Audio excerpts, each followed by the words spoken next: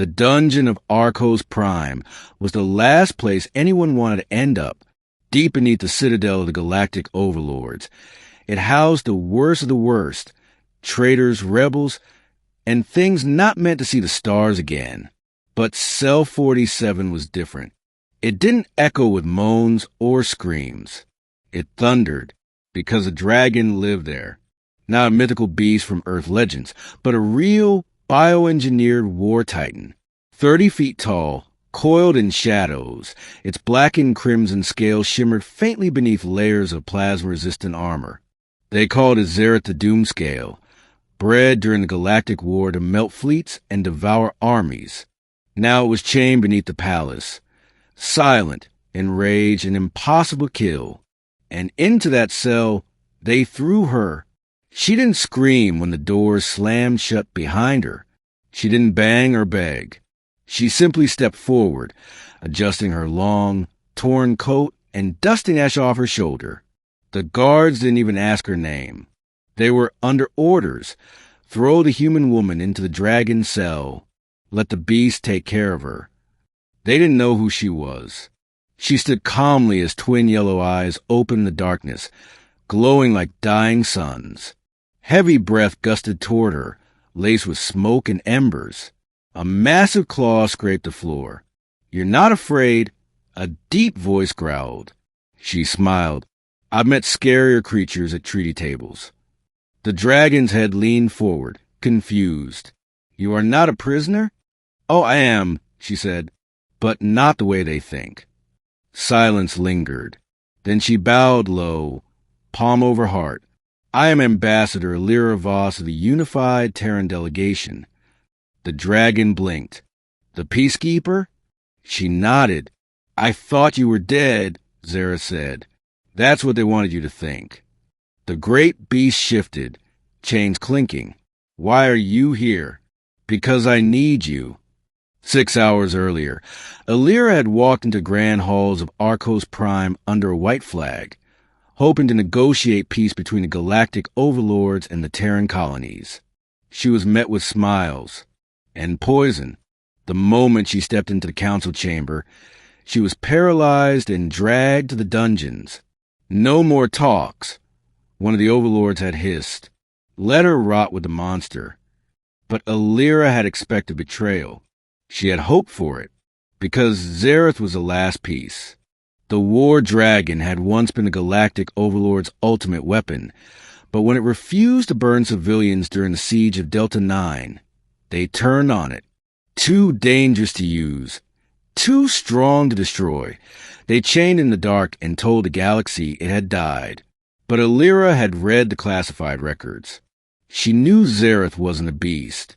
He was sentient, intelligent, capable of choice. And now they were alone.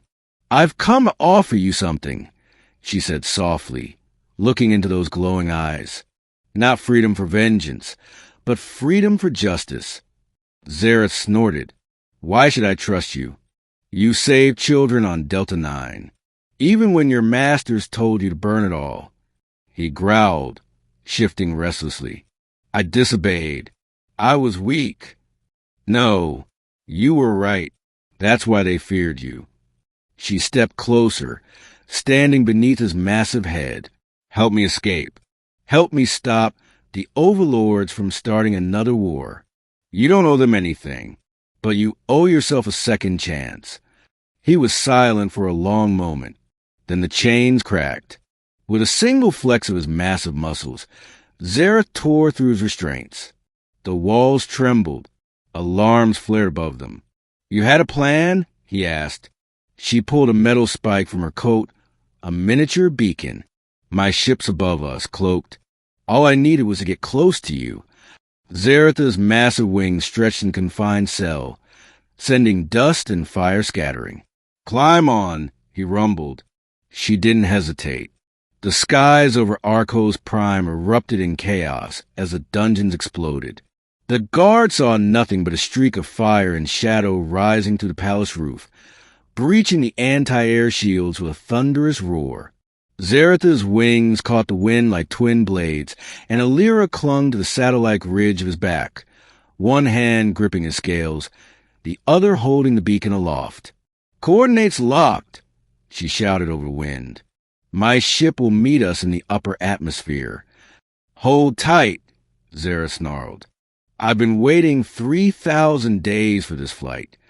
Laser cannons opened fire, but the dragon twisted between the beams with unnatural agility. Fire bursting from his jaws in precise, calculated strikes. He wasn't mindless rage. He was tactical, controlled, a war beast choosing his targets. When the escort ships rose from the eastern hangars, Zareth let loose a sonic roar that shattered their formation. He dove and turned, dropping flares of plasma breath onto the launch pads to prevent reinforcements. Moments later, a Lyra stealth vessel uncloaked, a sleek black cruiser with Terran diplomatic markings. The bay door opened. Zareth flapped once more, launching them inside. He curled carefully in the cargo hold, folding his wings tightly to fit. Lyra dismounted and ran to the bridge, locking coordinates for Earth. The pilot AI blinked. "Ambassador, you're not alone."